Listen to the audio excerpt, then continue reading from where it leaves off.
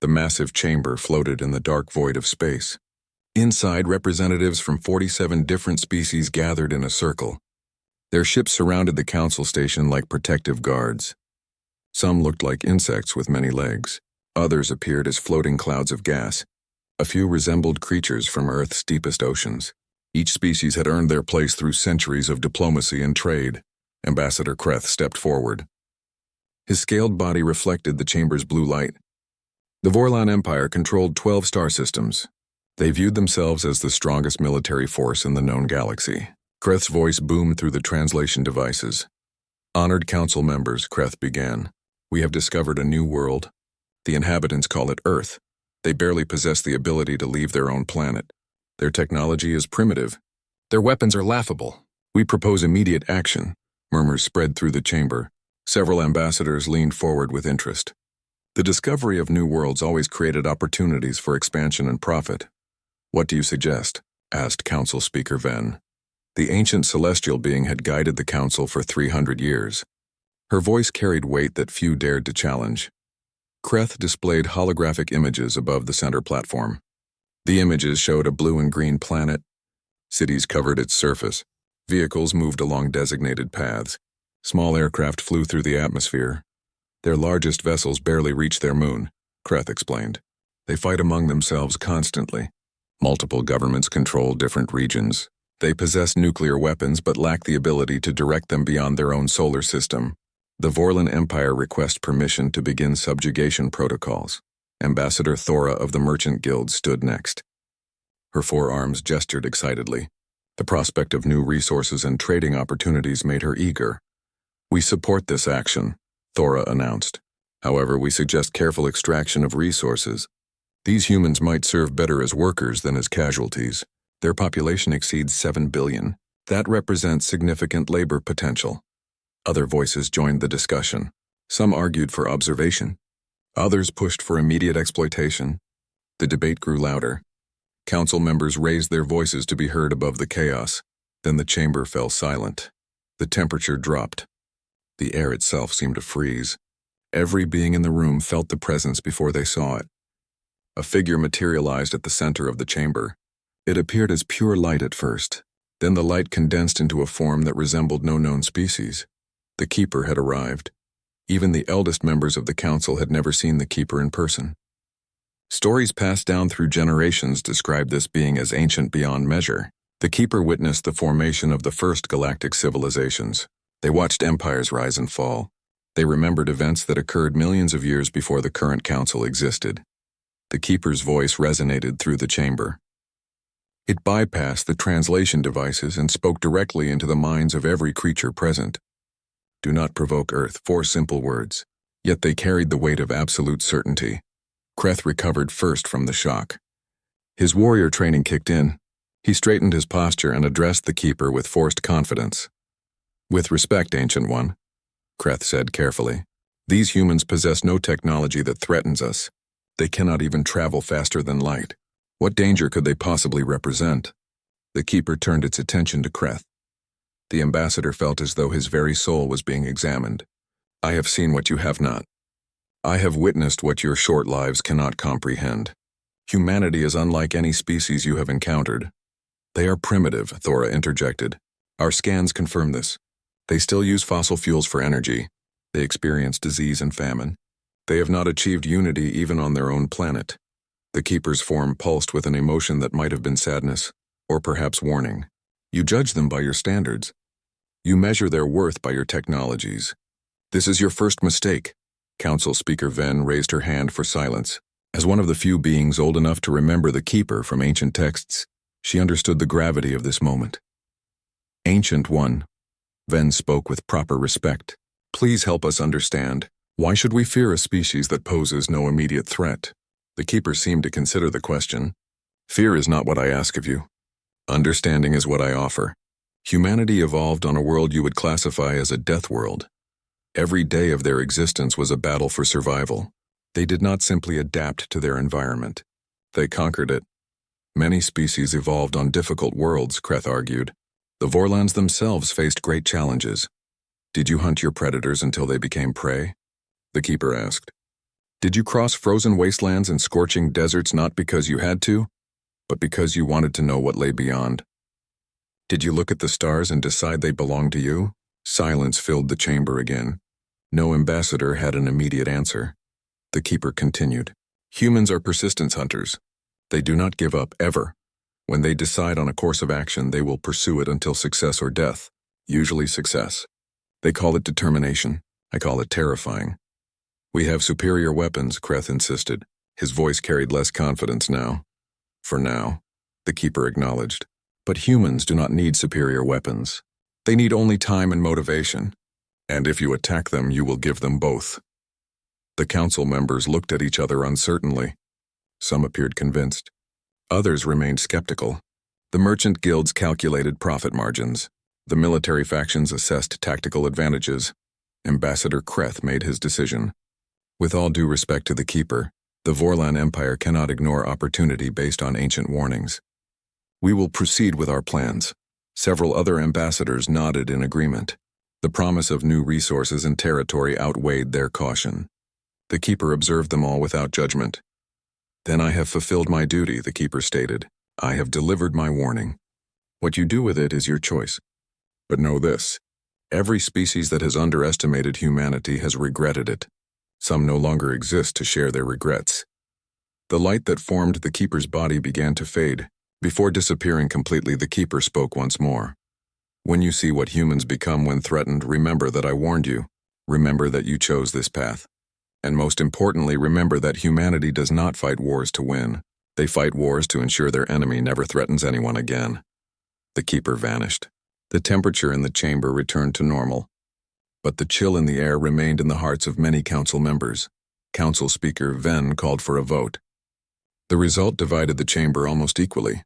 Those seeking resources and expansion narrowly won. The council granted permission for the Vorlon Empire to make contact with Earth. As the ambassadors filed out of the chamber, many felt uneasy. The keeper's warning echoed in their minds. But greed and ambition pushed those concerns aside. After all, what could a primitive species really do against the might of established galactic powers? They would soon find out. The keeper existed outside normal time and space. After leaving the council chamber, the ancient being drifted through memories that spanned millions of years. These memories held the truth about humanity. The truth that the council refused to accept. The keeper remembered the first time it noticed Earth. The planet orbited a yellow star in a quiet arm of the galaxy. Nothing about it seemed special at first. Many worlds supported life. But something about Earth felt different. The keeper decided to watch. Earth was violent. Meteors struck the surface. Volcanoes erupted constantly. The atmosphere changed from toxic to breathable and back again over millions of years. Ice ages froze the entire planet. Then the ice melted in catastrophic floods. Life appeared, life died. Life appeared again. Each time stronger. Each time more determined to survive. The keeper watched as creatures evolved in Earth's oceans. Simple organisms became complex ones. Fish developed legs and crawled onto land. Reptiles grew massive and ruled the world for millions of years. Then a rock fell from the sky. Fire consumed the planet. 90% of all life died, but 10% survived. Those survivors refused to give up. They adapted. They changed. They became something new.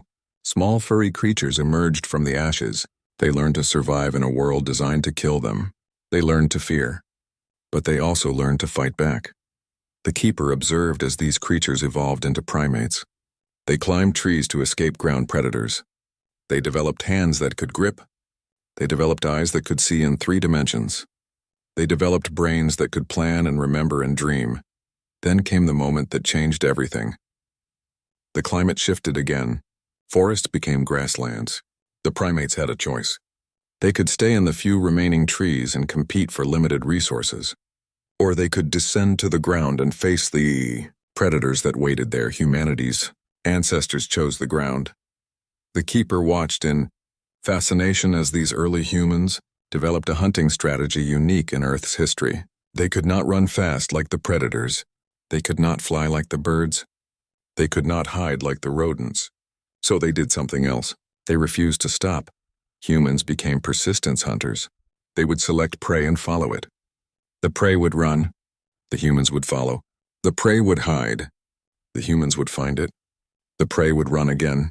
The humans would follow again. Hour after hour, day after day if necessary. The prey would eventually collapse from exhaustion. Then the humans would kill it. Other species evolved speed or strength or camouflage. Humans evolved determination. They evolved the ability to never give up. They evolved the psychological makeup to pursue a goal long past the point where any sane creature would quit. The keeper observed as humans spread across the planet. They crossed deserts that killed other creatures in days. They climbed mountains that reached into the frozen sky. They sailed across vast oceans on crude rafts. When they reached a new land, they did not simply survive. They thrived. They adapted to every climate, every terrain, every challenge. Humans encountered creatures far stronger than themselves. Giant bears, massive cats with teeth like knives, wolves that hunted in packs. Humans studied these predators. Then humans hunted the predators. Within a few thousand years, most of Earth's large predators existed only in human myths and stories. The keeper remembered one particular trait that made humans unique. They formed bonds, not just with their own species, with everything. Humans befriended wolves and turned them into dogs. They convinced horses to carry them. They taught birds to hunt for them. They even formed emotional attachments to small creatures that served no practical purpose. This pack-bonding instinct extended beyond animals. Humans bonded with places, with ideas, with causes. When humans decided something mattered, they would die for it. They would kill for it. They would reshape the world for it. The keeper witnessed human tribes war against each other. These conflicts seemed brutal and senseless, but they taught humans valuable lessons. They learned tactics. They learned strategy. They learned that coordination and communication could defeat superior numbers. They learned that wounded humans fought harder than healthy ones because they had nothing left to lose. As humans developed civilization, they created art and music and literature. The council would see this as a sign of peaceful nature. The keeper knew better. Human art celebrated warriors. Human music commemorated battles. Human literature told stories of individuals who refused to surrender against impossible odds. Everything about human culture reinforced the same message. Never give up. Never surrender. Death before defeat. The keeper recalled specific examples. A small group of warriors defending a mountain pass against an army. They all died, but they held long enough for their city to prepare defenses. Humans remembered that story for thousands of years. They told it to children. They carved it into stone. The message was clear. Sacrifice matters. Determination matters. Victory matters more than survival. Another memory surfaced.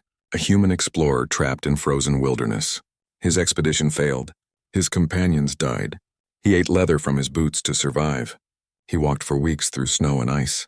When rescuers finally found him, his first words were not about his suffering. He asked if his research notes had survived. Humans cared about goals more than comfort, more than safety, sometimes more than life itself.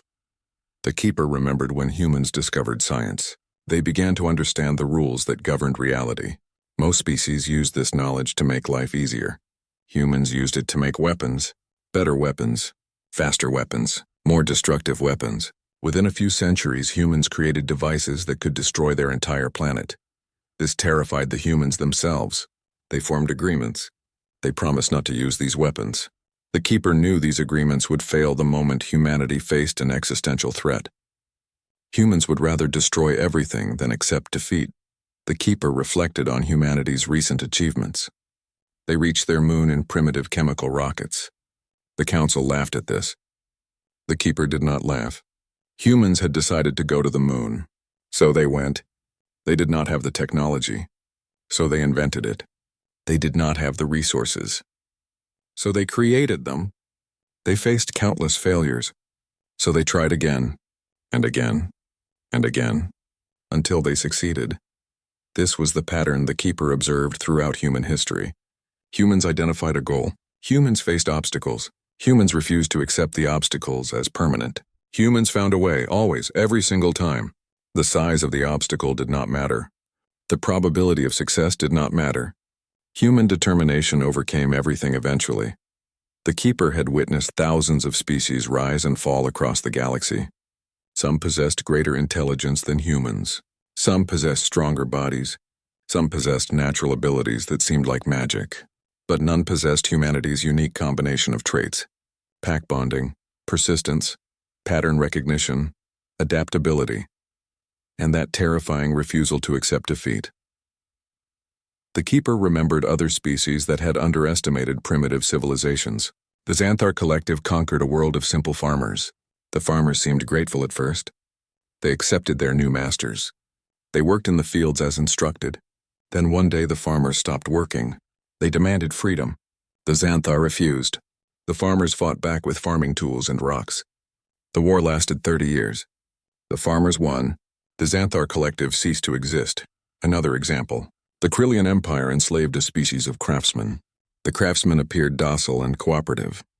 They built beautiful things for their masters. They also built hidden weapons. They also made secret alliances. They also planned. For 50 years they planned. Then they struck. Every Krillian military installation in their home system was destroyed in a single night. The Krillian Empire never recovered. These species had determination. They had patience, but they were not human. Humans possessed something extra. The Keeper struggled to define it precisely. Perhaps it was imagination. Perhaps it was creativity. Perhaps it was simply madness. Whatever it was, it made humans dangerous beyond measure. Humans looked at impossible problems and saw interesting challenges. They looked at certain death and saw acceptable risk.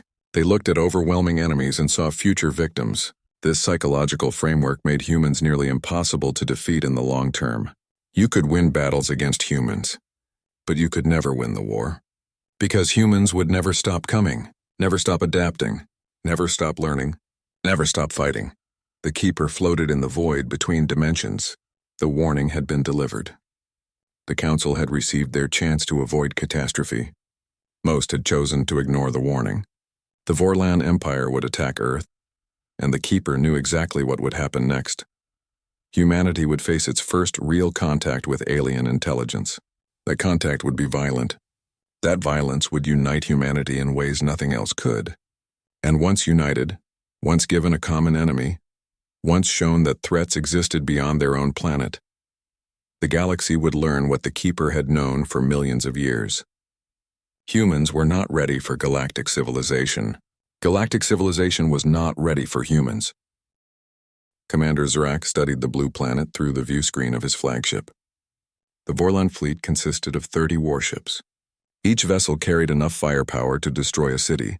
Zrak had commanded conquests on 12 different worlds. "This one would be the easiest. Scan complete," reported his tactical officer. "The humans have detected our presence. They are attempting communication on multiple frequencies." "Ignore them," Zrak ordered. "Prepare the demonstration. Target their lunar colony, the smaller settlement on the dark side." The weapons officer worked his console. Numbers scrolled across displays.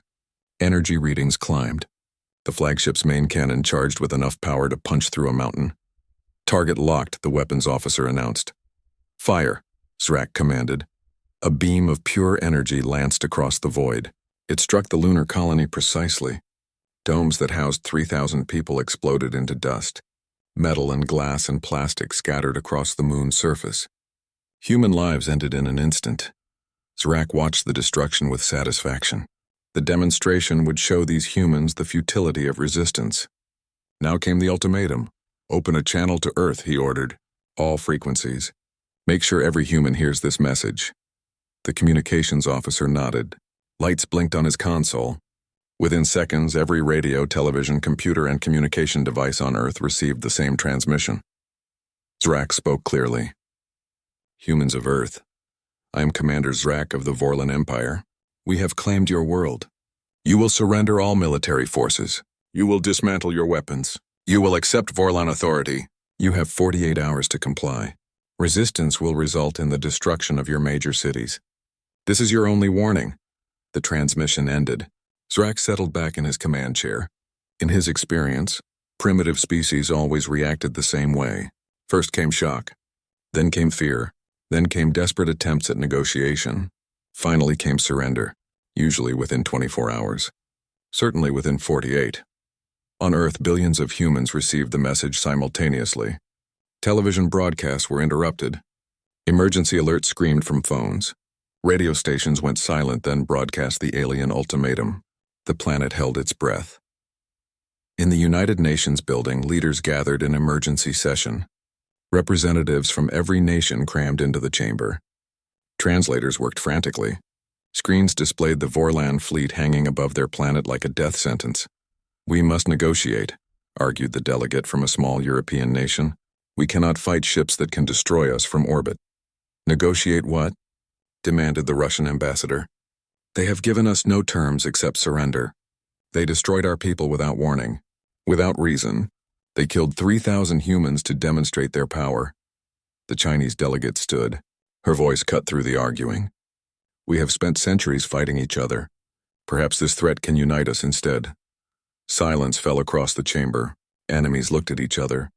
Old grievances suddenly seemed petty. Ancient territorial disputes felt meaningless. For the first time in human history, every nation faced the same enemy. An enemy that threatened not just one country or one alliance. An enemy that threatened the entire species.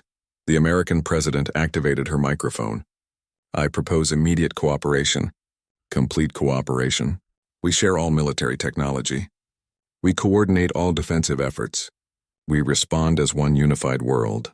"Agreed," said Russia. "Agreed," said China. "Agreed," echoed voices from around the chamber. Within 12 hours, something unprecedented occurred. The United Earth Defense Force formed. Military commanders who had spent careers planning war against each other now sat at the same table. Scientists who had guarded national secrets shared research freely. Industries converted from civilian production to military manufacturing. The Vorlon fleet monitored Earth's communications. Serac read the reports with confusion. "They are not attempting to negotiate," his intelligence officer reported. "They are organizing, unifying. Commander, these humans are preparing to fight." Serac laughed. "Fight with what?" "They have chemical rockets and primitive explosives. Let them waste their time. It changes nothing." But something in the intelligence reports troubled him. The speed of human response seemed unusual. Most species spent days in confusion and panic. Humans had organized a planetary defense in half a day. They moved with purpose and precision. On Earth, factories that built cars retooled to build weapons. Companies that manufactured electronics shifted to military systems. Universities opened their laboratories. Researchers shared data across international networks. The planet's entire economy pivoted toward a single goal. Survival. Nuclear missile silos opened. Launch codes were updated. Targeting systems received new coordinates. Not aimed at other human cities anymore. Aimed at the Vorlon fleet.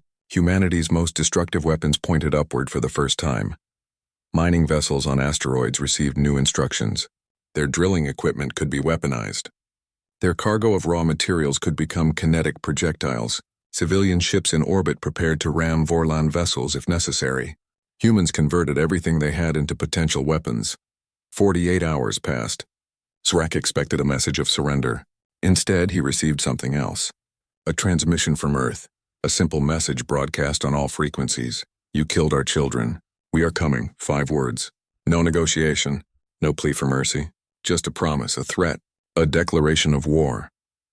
Serac felt something he had not experienced in decades of military service. A cold sensation in his chest. Not quite fear, not yet. But close. "They attack?" his tactical officer asked with disbelief.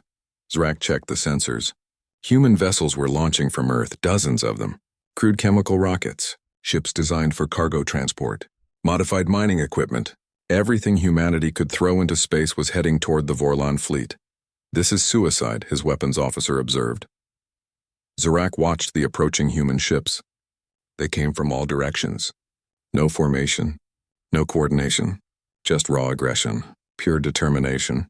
He recognized that look. He had seen it before in cornered predators, in wounded soldiers, in beings that had nothing left to lose. "Destroy them," Serac ordered. His voice sounded less confident than before. Vorlon weapons opened fire. Energy beams sliced through the void. Human ships exploded. Debris scattered across orbital space. But more ships kept coming. For every human vessel destroyed, 2 more launched from Earth. Then something unexpected happened. One human ship did not try to attack. It did not try to maneuver. It simply accelerated directly at a Vorlon cruiser. Maximum thrust. No deviation. The human ship struck the cruiser at thousands of kilometers per hour. Both vessels exploded. The Vorlon cruiser broke apart. Atmosphere vented into space. Crew died instantly. The human ship ceased to exist. But its crew had achieved their goal. They had destroyed a ship that outclassed them in every way. Through simple physics, through mass and velocity, through the willingness to die. 3 more human ships copied the tactic. 3 more Vorlon vessels died. Zrak stared at his displays in horror. These humans were not fighting a conventional battle. They were using themselves as weapons. "Sir," his communications officer said quietly, "we are receiving thousands of transmissions from Earth. Citizens volunteering to pilot the next wave of ships. They know they will die. They are volunteering anyway." Zrak suddenly understood the Keeper's warning. These humans were not like other species. They did not calculate odds. They did not consider surrender. They had decided to fight. So they would fight, with whatever they had, for as long as it took, until victory or extinction. And from the look of determination in their actions, extinction would claim many Vorlons before it claimed the last human. "Tactical retreat," Zrak ordered. "Move the fleet beyond orbital range." His officers looked shocked. Vorlons never retreated from inferior opponents. "Now," Zrak commanded. The fleet began to pull back. As they withdrew, Zrak watched Earth's surface. Lights blazed across the night side. Cities that had been dim now burned bright with activity. Humanity was not sleeping. They were building, planning, preparing. Zrak sent a message back to Vorlon High Command. 3 words that he never thought he would transmit. Request immediate reinforcements. 6 weeks passed since the Vorlon fleet retreated. 6 weeks that changed everything. Commander Zrak received his reinforcements. 20 additional warships arrived from Vorlon space. The fleet now numbered 50 vessels, surely enough to crush human resistance. But intelligence reports troubled Zrak. The humans had not been idle. They had been busy, very busy. "They are building weapons platforms in orbit," his tactical officer reported, "converted from commercial satellites and space stations, mounting nuclear warheads and kinetic weapons. Crude but effective. How many platforms?" Zrak asked. "Over 300, and they are launching more every day." Zrak studied the tactical display. 300 platforms, each one a potential threat. The humans were turning their entire orbital space into a weapons grid. "There is more," the officer continued. "They captured one of our damaged cruisers, the one that took engine damage during the initial engagement. It drifted too close to Earth. They boarded it." "Impossible," Zrak said. "Our crew would have activated self-destruct." "They did, sir. The humans disabled it. They used cutting torches to breach the hull. They moved through the ship in pressure suits. They pulled wounded crew to safety. Then they towed the ship to Earth." Zrak felt his blood run cold. Humans had captured Vorlon technology, advanced technology, faster than light drives, energy weapons, shield generators, everything they needed to understand how Vorlon ships worked. "Surely they cannot comprehend our technology," Zrak said. "It should take them decades to understand even basic systems." His science officer spoke up. "Sir, we have been monitoring their scientific networks. They are sharing the captured technology globally. Thousands of researchers are working on it simultaneously. They have already figured out our power generation systems. They are attempting to reverse engineer the FTL drive." "In 6 weeks?" Zrak could not believe it. "Yes, sir. Humans appear to learn very quickly when properly motivated." Zrak ordered an assault. His 50 warships moved toward Earth. This time they would not demonstrate. This time they would destroy. Weapons charged. Targeting systems locked onto major human cities. But before they could fire, the orbital defense platforms activated. 300 weapons platforms opened fire simultaneously. Nuclear warheads streaked through space. Kinetic projectiles accelerated to devastating speeds. Makeshift laser arrays focused their beams. The combined firepower surprised the Vorlon fleet. Vorlon shields absorbed most of the damage. But not all. 2 cruisers took critical hits. Their shields collapsed under the sustained barrage. Nuclear explosions tore through their hulls. Both ships broke apart. "Return fire," Zrak commanded. The Vorlon fleet unleashed its weapons. Energy beams sliced through space. Missiles traced deadly arcs. Dozens of human platforms exploded. But more kept firing, and more kept launching from Earth. The humans were replacing losses faster than the Vorlons could destroy them. Then human ships arrived. Not the crude chemical rockets from before. These ships moved differently. Faster, more precisely. Some even had shield generators. They have functional shields. Zrak stared at the display. Primitive versions, his tactical officer confirmed. Weak compared to ours. But they work. Sir, they built these ships in 6 weeks. The human ships did not fight conventionally. They attacked in swarms. They used the orbital platforms for cover. They coordinated their strikes. They targeted damaged Vorlon vessels. They learned from each engagement and adapted their tactics. Most disturbing was their complete lack of fear. Human pilots flew directly into Vorlon weapons fire. They sacrificed themselves to score hits. They used damaged ships as rams. They fought with a desperation that bordered on insanity, except it was not desperation. Zrak realized this as he watched the battle unfold. This was calculation, cold mathematical assessment. Each human death bought time for others to strike. Each sacrifice weakened the Vorlon fleet. The humans traded their lives for tactical advantage, and they did it willingly. 3 more Vorlon ships fell. Then 2 more. The humans were actually winning. Withdraw, Zrak ordered. Pull back to defensive formation. The fleet retreated again. This time they moved beyond the moon's orbit. Far enough to be safe from human weapons. Close enough to maintain a blockade. Zrak sent for the Vorlon prisoners captured during the first battle.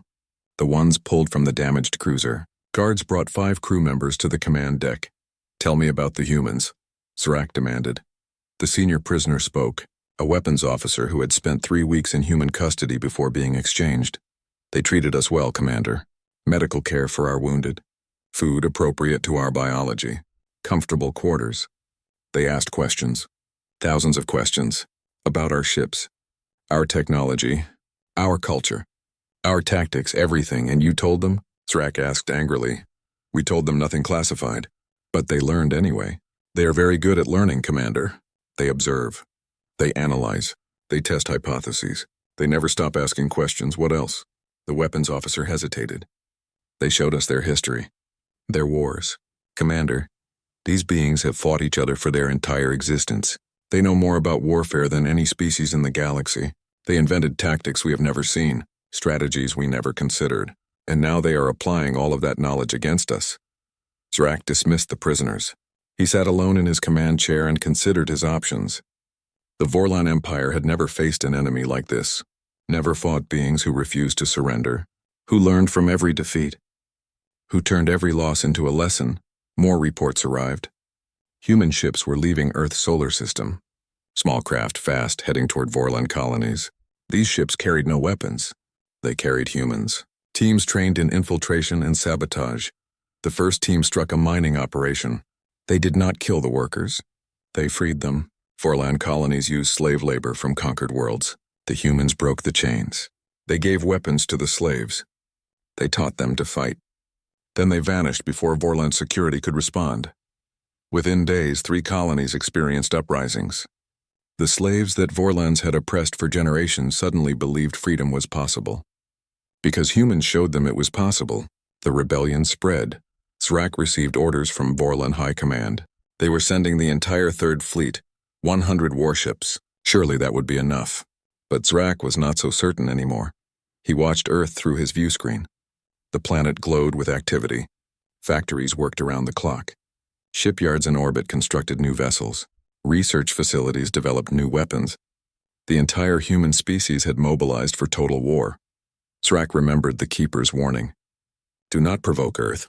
Now he understood why. Not because humans were strong, but because humans were unstoppable. They possessed something beyond technology, beyond weapons. They possessed will, unbreakable, unshakable, terrifying will. The Vorlons had started this war expecting quick victory. Now Zrak wondered if they could achieve any victory at all. Worse, he wondered if the Vorlon Empire would survive what they had awakened. On Earth, a broadcast went out across all human channels. The Secretary-General of the United Nations stood before cameras. Behind her, representatives from every nation stood united. She spoke clearly. We did not seek this war. We did not want this conflict. But since it has come to us, we will finish it. To any species listening across the galaxy, know this. Humanity will never surrender. We will never stop fighting. We will learn your technology. We will match your weapons. We will surpass your abilities. And when we do, we will show you the meaning of mercy, Because unlike you, we remember what it means to be oppressed. We will break your chains. We will free your slaves. We will end your tyranny." She paused, then delivered the final message. "You wanted to meet humanity. Now you have. We hope you survived the introduction." The Galactic Council convened an emergency session. Ambassadors from 47 species filled the chamber with urgent voices. The topic dominated every conversation. Earth, humanity, the war that threatened to reshape galactic politics. Council Speaker Ven called for order. The ancient Celestial raised her hand. Silence gradually fell. "The situation has escalated beyond anyone's expectations," Ven announced. "Ambassador Kreth, please provide your report." Kreth stood. The Vorlon ambassador looked different than before. His scales had lost their shine.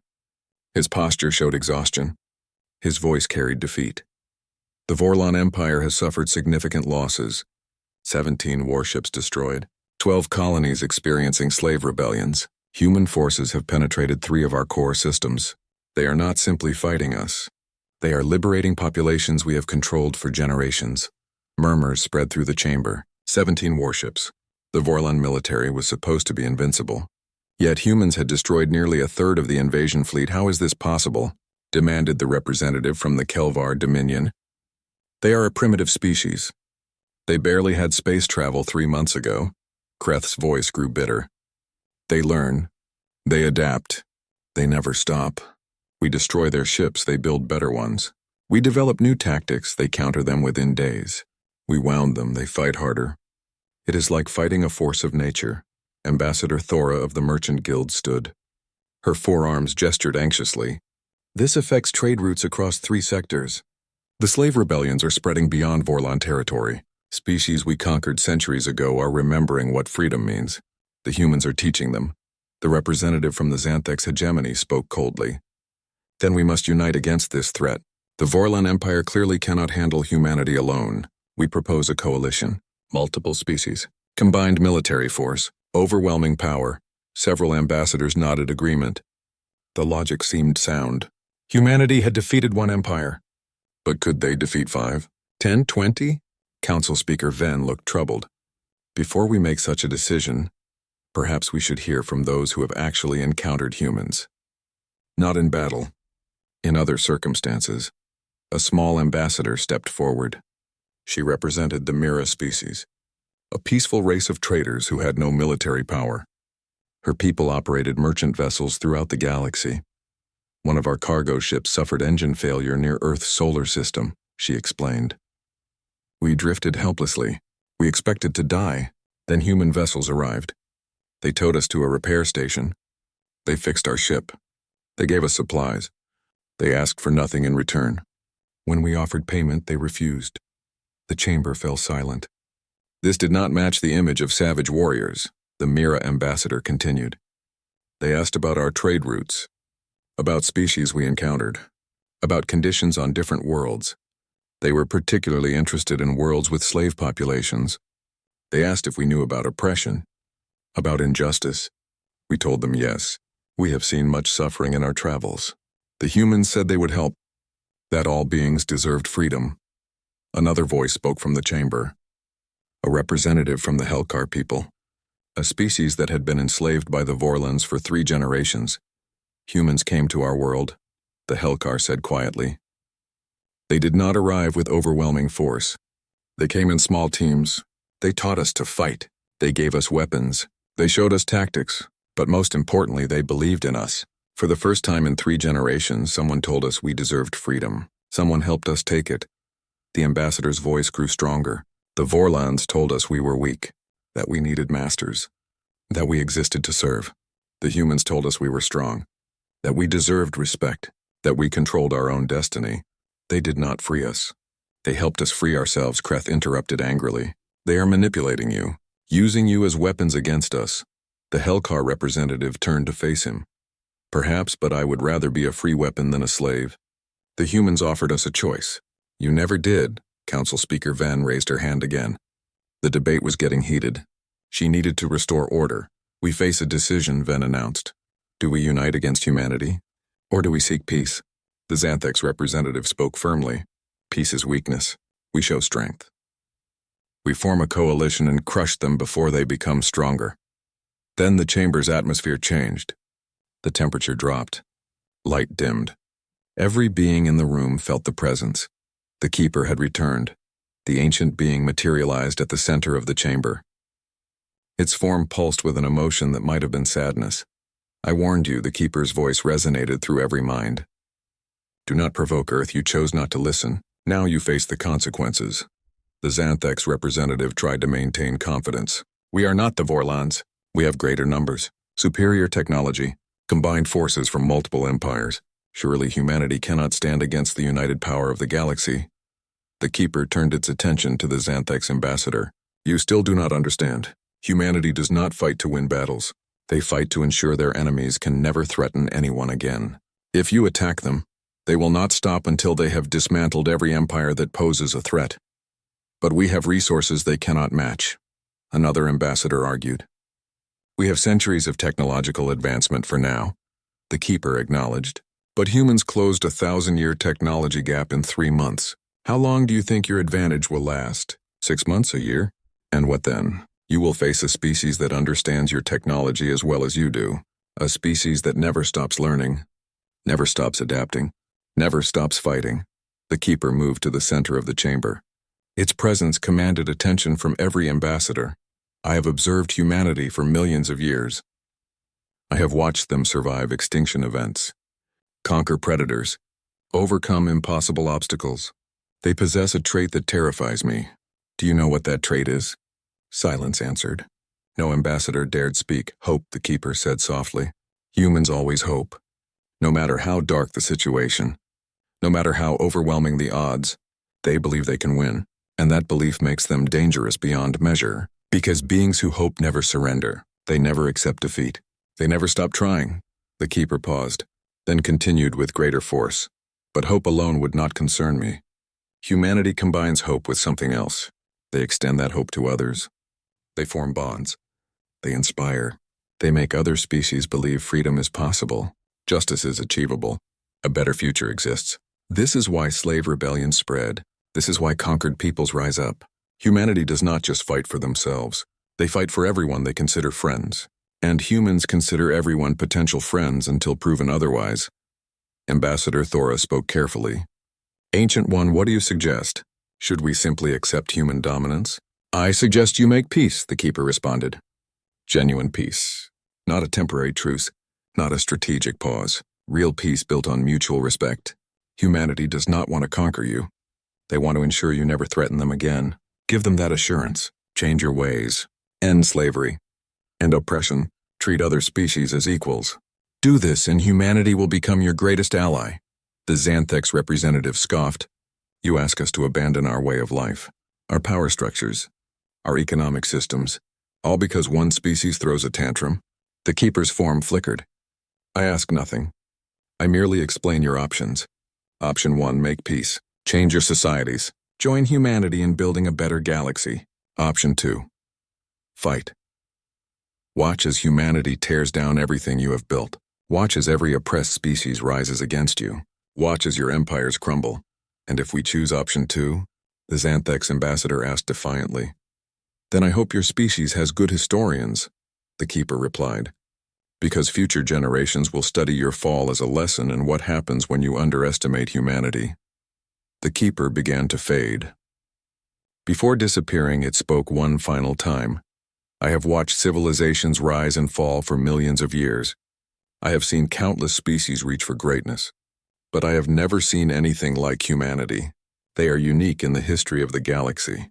Not because they are strong, not because they are smart, but because they refuse to accept that anything is impossible. That trait will either save this galaxy or reshape it completely. The choice of which outcome occurs rests with you. The keeper vanished. The chamber remained silent for long minutes. Every ambassador contemplated the ancient being's words, some with fear, some with anger, some with thoughtful consideration. Council Speaker Ven finally spoke. We will vote. Those in favor of forming a military coalition against humanity. Those in favor of seeking peace terms. Consider carefully. This decision will define the future of galactic civilization. The vote began. Ambassadors chose sides. The chamber divided. But something had changed. Before the Keeper's appearance, the vote would have heavily favored war. Now uncertainty filled many minds. The Helkar representative's words echoed. The Mira ambassador's story resonated, and the Keeper's warning could not be ignored. Humanity had proven they could fight. The real question was whether the galaxy could afford to be their enemy, or whether it would be better to become their friend. The council vote concluded. 28 ambassadors voted for peace. 19 voted for war. It was close. Too close. But the decision was made. The Galactic Council would seek peace terms with Earth. Council Speaker Ven composed the message carefully. Every word mattered. This communication would determine whether the galaxy moved toward cooperation or continued conflict. The transmission reached Earth within hours. Human leaders gathered to review the proposal. The Galactic Council requested immediate ceasefire. They offered to negotiate peace terms. They acknowledged humanity's right to exist as an independent species. They suggested formation of a diplomatic delegation. The President of the United Earth Defense Force read the message aloud to assembled world leaders. Reactions varied. Some felt relief. Others expressed skepticism. A few demanded continued warfare until total victory. The Russian premier spoke first. They attack us without warning. They kill 3,000 of our people. Now they want peace because we hurt them back. Why should we trust them? The Chinese chairman responded. Because continuing this war serves no purpose. We have proven we can defend ourselves. We have shown we will not be conquered. Now we must show we can build peace. Debate filled the chamber for hours. Finally, the president called for a vote. The decision was unanimous. Humanity would attend peace negotiations, but with conditions. 6 weeks later, a human delegation arrived at the council station. 5 representatives, each from a different continent, each representing different aspects of human civilization. They traveled in a ship built from captured Vorlon technology, improved, enhanced, made better. The council chamber filled with ambassadors eager to see humans in person, curious, nervous, some fearful. The human delegation entered through the main portal. They walked with confidence. Their eyes took in everything, observing, analyzing, learning. Ambassador Chen Li spoke for humanity. She was a former diplomat from China. Now she represented all of Earth.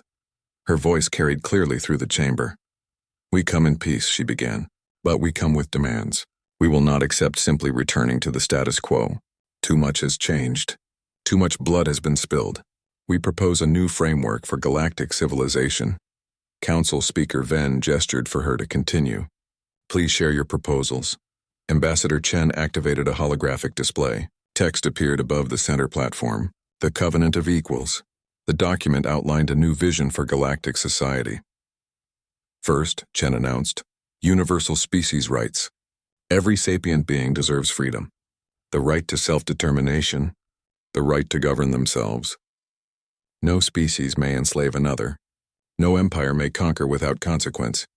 Several ambassadors shifted uncomfortably. This proposal threatened their economic systems, their power structures, their way of life. Second, Chen continued, mutual defense pacts. Any species that agrees to these terms receives protection. Attack one, attack all. We stand together against aggression, against oppression, against tyranny. Third, representation for all. This council should include every species, not just the powerful, not just the wealthy. Every voice deserves to be heard. Every species gets a vote. Fourth, technology sharing. We do not hoard knowledge. We share it. We advance together, not as competitors. As partners, Ambassador Kreth stood abruptly. This is madness. You propose dismantling systems that have existed for millennia. You want to reshape galactic civilization according to human ideals. Why should we accept this? Ambassador Chen turned to face him. Her expression remained calm, but her words carried steel. Because the alternative is continued war, and we have proven we excel at war. We would rather build than destroy. We would rather cooperate than conquer. But we will do what is necessary to ensure our safety and the freedom of others. She paused, then added quietly, You asked why you should accept this. Let me be clear. We are not asking. We are offering you a choice. Join us in building a better galaxy, or stand aside while we build it anyway. But if you oppose us, you will fall. Not because we want to destroy you, but because oppression cannot coexist with freedom. You must choose which you value more. The Xanthek's ambassador spoke angrily. You threaten us. You demand we abandon our sovereignty. This is conquest disguised as peace. Another human delegate stepped forward. Commander Sarah Okafor, a military officer who had fought in the orbital battles. Her voice was harder than Chen's. You attacked us without provocation, Okafor stated. You killed our people as a demonstration. You expected us to surrender. We did not. We fought back, we won. Now you complain that we threaten you. Consider this perspective. We could have continued the war. We could have pursued your fleets back to your homeworlds. We could have done to you what you intended to do to us. We chose not to. That choice was mercy. Do not mistake mercy for weakness. Silence fell across the chamber. The human delegation had made their position clear. This was not negotiation. This was ultimatum. Then a new voice spoke. The Mira ambassador, the peaceful trader who had been helped by humans. I support this covenant, she said simply. My people have no military power. We have no empire. We have survived by being useful to others. But we have also witnessed great suffering. Slavery, oppression, injustice. If humanity offers a way to end these things, I vote yes. The Helkar representative stood. His people had been freed by human intervention. My species also votes yes. For the first time in 3 generations, we are free. We will support any system that protects that freedom.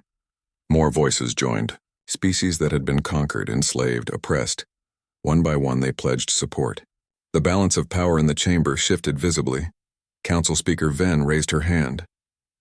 She had guided the council for 300 years. She recognized a turning point in history. We will vote on the Covenant of Equals, Ven announced. Each article separately. Each species decides for themselves. Those who accept the covenant will be protected by it. Those who reject it will be outside it. The voting began. Article 1, Universal Species Rights. 32 species voted yes, 15 voted no. The article passed. Article 2, Mutual Defense. 35 voted yes, 12 voted no. Passed Article 3, Universal Representation. 38 voted yes, 9 voted no. Passed Article 4, Technology Sharing. 29 voted yes, 18 voted no. Passed. The Covenant of Equals became law. Not universal law, not yet, but the majority had spoken. A new era had begun. The Vorlon Empire dissolved within a year. Not through military conquest, through internal collapse. Their slave populations rebelled. Their colonies demanded independence. Their military refused to fight for an oppressive system. The empire that had controlled 12 star systems simply ceased to exist. Other empires watched and learned. Some adapted. They freed their slaves. They reformed their governments. They joined the covenant. Others refused. They isolated themselves. They maintained their old ways. But their power diminished. Their influence faded. Humanity kept their promises. They shared technology freely. They defended covenant members from aggression. They helped rebuild worlds damaged by war. They taught. They learned. They formed friendships across the galaxy. 6 months after the peace agreement, the Keeper requested a private meeting with Ambassador Chen. They met in a quiet observation room overlooking the galaxy. You changed everything, the Keeper observed. Chen smiled slightly. You warned them not to provoke Earth? They did not listen. The Keeper's form pulsed with something that might have been amusement. I warned them not to provoke Earth. I should have warned them what would happen if they did. You did not simply defend yourselves. You transformed galactic civilization. That was always going to happen, Chen replied. Once we reached the stars, once we met other species, humanity would never accept a galaxy built on oppression. We spent too long fighting against it on our own world. We understand what tyranny cost. We will not permit it to continue. The Keeper moved closer to the observation window. Stars stretched endlessly before them, and if species refuse, if they fight against your new order, then they will fall, Chen said simply. Not because we want war, but because freedom is not negotiable. Justice is not optional. We will offer peace to anyone who accepts these principles, but we will not compromise on them, ever. The Keeper was silent for a long moment. You terrify me, it finally said, and I have existed for millions of years. Chen turned to face the ancient being. Why do we terrify you? Because you mean it, the keeper replied. Every word. Every promise. You will do exactly what you say. You will reshape the galaxy. You will end oppression. You will spread freedom, and nothing will stop you. Not superior numbers. Not advanced technology. Not time, not death. You will persist until you succeed or until the universe itself ends. That determination. That absolute refusal to accept defeat. That is what terrifies me. The keeper paused, then added more softly. But it also gives me hope. For the first time in millions of years, I have hope that the galaxy can become something better. And I learned that hope from you. Chen smiled. Hope is what makes us human. Hope and the belief that we can make things better. Not perfect, but better. Always better. That is enough. They stood together in silence. An ancient being and a human ambassador, looking out at the galaxy, watching as dozens of species began to embrace new philosophies, as slave worlds gained freedom, as oppressive governments reformed or fell, as the covenant of equals,